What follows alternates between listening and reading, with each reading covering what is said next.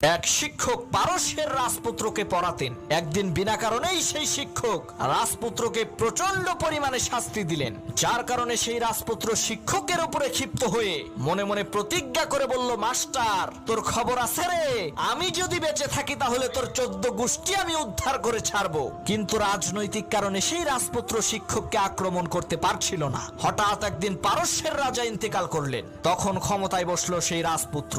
সে ক্ষমতায় বসেই তার সেই শিক্ষককে রাজ দরবারে ডেকে জিজ্ঞেস করলো, কি মাস্টার সাহেব, ওই দিন আমাকে বিনা কারণে এত শাস্তি দিয়েছিলেন কেন?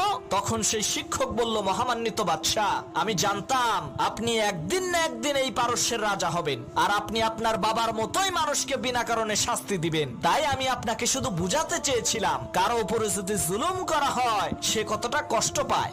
এই কষ্টটা উপলব্ধি করে আপনি যাতে মানুষের উপরে জুলুম নির্যাতন না করেন, মানুষকে যাতে ভালোবাসেন।